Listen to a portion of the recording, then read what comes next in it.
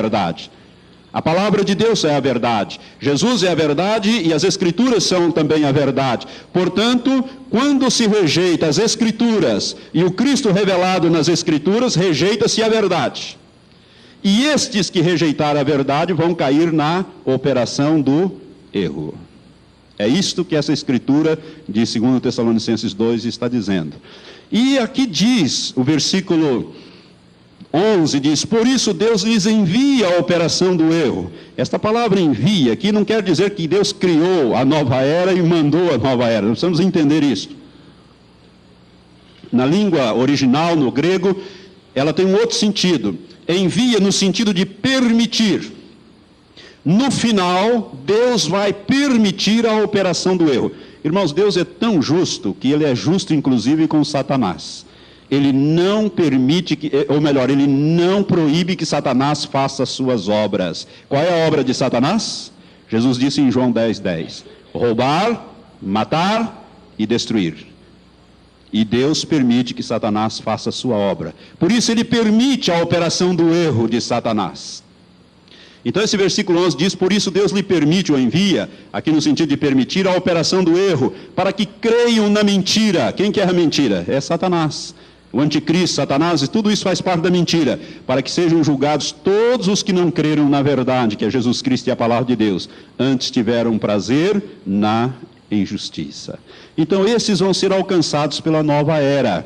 Como eu disse, a nova era tem origens antigas, mas esteve como que adormecido. Essa história deste movimento da nova era, rapidamente para os irmãos se situarem, ele começa há algum tempo atrás, ali com uma mulher chamada Helena Petrovna Blavatsky. Essa Helena Petrovna Blavatsky, ela nasceu em 1831 e morreu em 1891, no século passado. Ela é de origem russa. Esta mulher, ela recebia demônios, recebia espíritos que ela chamava de mestres cósmicos. Você já ouviu essa linguagem, mestres cósmicos? É uma linguagem da nova era. Não é? Espíritos guias é uma linguagem da nova era. Não é? E esta mulher recebia, incorporava esses demônios, inclusive ela tinha, quando os demônios incorporavam, alguns demônios causavam acessos de grande violência nela e machucavam-na. Pessoas que conviveram com ela deixaram testemunhos escritos nesse sentido, né? E esta mulher incorporava alguns demônios fortes. E um desses demônios, o demônio guia dela, em 1875, na cidade de Nova York, ela morava nesta época lá, ela, incorporando esse demônio usava o seu corpo e a sua mente para transmitir mensagens. É aquilo que hoje se conhece como psicografia. Ela então incorporava esses espíritos, e esses espíritos, usando a mente, o corpo dela, tomava aquele corpo para escrever mensagens. E essas mensagens foram transformadas em livros. Quase todos os livros dos chefes, dos gurus, dos líderes da nova era, são ditados por demônios. E esses livros fazem o maior sucesso. Irmãos, um desses livros chama Fernão Capella Gaivota. Né? Este livro foi ditado por uma entidade, um demônio. Esse livro foi o maior sucesso do mundo, já bateu um dos maiores recordes de bilheteria do mundo de livro, que é O Vento Levou, que é um livro clássico, né? E O Vento Levou. Este Fernão Capella Gaivota é um livro ditado por um desses demônios, né? Uma dessas entidades. Já vendeu mais de 25 milhões de cópias no mundo, só para você ter uma ideia. E estes livros, esses demônios psicografavam. Nós sabemos aí, você já ouviu falar de Chico Xavier, aquele homem que incorpora um espírito, né, que ele chama, tem lá um nome, e ele então psicografa alguns livros, etc., algumas coisas assim. É a psicografia, que é muito comum dentro da nova era. E esse demônio que incorporou esta mulher, né, Helena Petrovna Blavatsky, ele ditou a ela, escreveu através dela um plano para dominar o mundo, para estabelecer o reino satânico no mundo. e ele foi, através de várias incorporações sucessivamente, ele foi dando este plano, e este plano foi dado por ele e por outros demônios outros que incorporavam nela. E isto foi em 1875, e nesta época ela recebeu uma orientação deste espírito guia, dizendo que ela deveria fundar uma sociedade chamada Sociedade Teosófica Mundial, e que, através dessa sociedade, seria preparado o campo, então, para que o anticristo, ou Cristo de Satanás, o tal de Maitreya, fosse revelado ao mundo como sendo o novo Cristo, o novo guru, o novo, vamos dizer assim, Messias, que seria dado ao mundo. E este demônio guia que incorporou nesta vez, ele disse que estas informações que ele estava passando seriam secretas. Elas só poderiam ser divulgadas 100 anos depois. Mas que ela deveria contactar com aquelas pessoas que os espíritos iriam indicar, e essas pessoas fariam parte dessa sociedade teosófica mundial e iriam então preparar tudo para que as coisas pudessem ser reveladas dentro de 100 anos. E exatamente isso ocorreu. Ela morreu em 1891 e a nova era só se tornou pública em 1975, 100 anos após ter sido fundada esta Sociedade Teosófica Mundial na cidade de Nova York, nos Estados Unidos da América do Norte. 100 anos depois, os princípios da nova era, né, este movimento então ganhou corpo, começou a ser conhecido, tornou-se público. Até então eles agiam sorrateiramente, camufladamente, mas ganhou corpo, envolveram muitas grandes entidades e grandes organizações, inclusive econômica. Se nós tivéssemos tempos, e este livro dá detalhes, este livro maior aqui que eu estou falando, desse médico, ele conta detalhes, se você quiser poderá fazer um estudo mais aprofundado. Em 1975, portanto, tornou-se mundialmente conhecida a Nova Era. E a partir dali o movimento da Nova Era vem crescendo, assumindo um gigantismo cada vez maior e se preparando então para assumir o governo do mundo. O que faz a Nova Era? Prepara as pessoas, desde as criancinhas, através dos filmes, dos desenhos, da escola, passando pela medicina, passando pela economia, passando pela religião, passando pela psiquiatria, psicologia, prepara o mundo para o recebimento do anticristo. Eu vou tocar nessas áreas, nas outras ministrações que pretendo fazer sobre a nova era, trazendo alguns detalhes. Mas a origem deste movimento está com Petrovska, né? Com esta mulher, Helena Petrovna Blavatsky, que tem um sobrenome muito complicado até para pronunciar.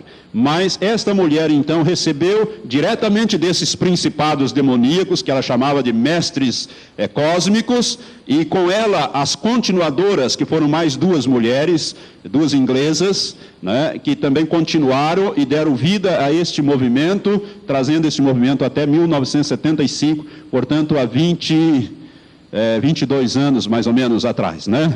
Quando então isto ficou mundialmente conhecido. E de lá para cá a coisa vem ganhando corpo cada vez mais. Para nós termos uma ideia do que vem a ser a nova era, vamos ver algumas doutrinas deste povo. Algumas doutrinas do que eles creem. A nova era, na verdade, nada tem de nova. É uma coletânea de velhas doutrinas bizarras, pertencentes a várias religiões orientais e camufladas com o esoterismo e espiritismo dito científico.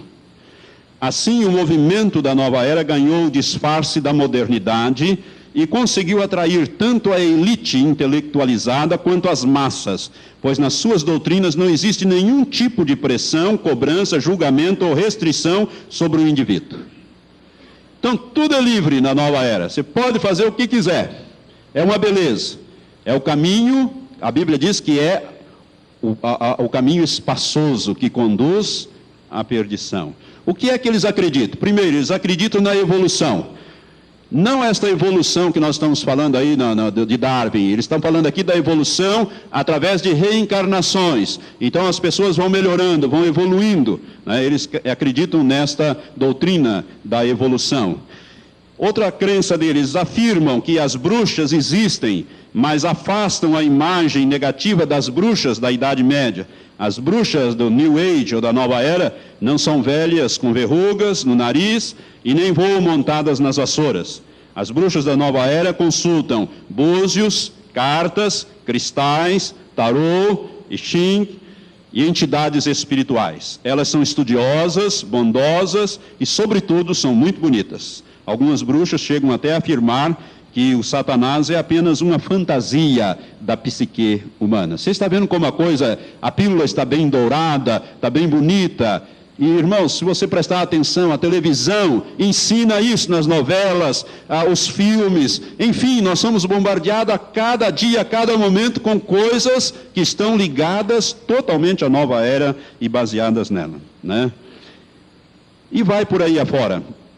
Outra coisa, outra doutrina da nova era, outra crença da nova era, acreditam em seres invisíveis que cuidam da natureza, são os chamados elementais. Os principais elementais são os gnomos, você já ouviu falar de gnomos?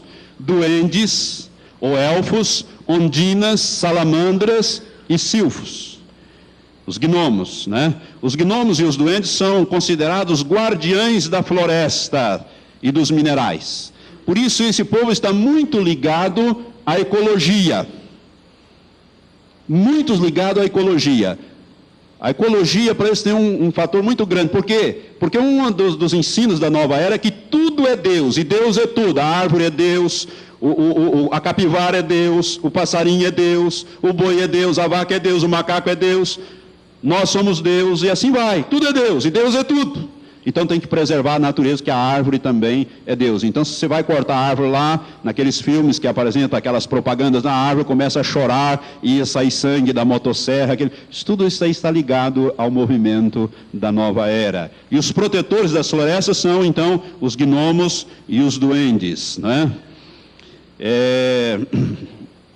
Eles dizem que as ondinas são as rainhas da água, as salamandras são os elementos do fogo e os silfos são os elementos do ar. Tudo isso aí está ligado a esses elementais, essas coisas da nova era. Acreditam também que os incensos limpam o ambiente e o corpo, transformando energias negativas em energias positivas. Você já ouviu falar desse negócio, né? De energias negativas e energia positiva. Isso aí são demônios, mas eles creem de uma outra maneira. Então eles acreditam que os incensos limpam o ambiente e limpam também o corpo, transformando essas energias negativas em energias positivas.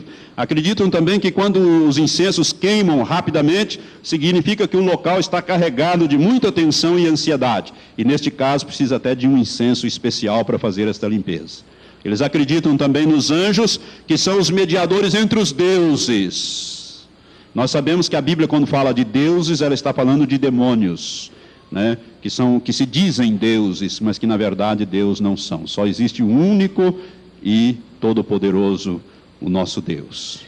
Eles acreditam também na astrologia. Como usam a astrologia?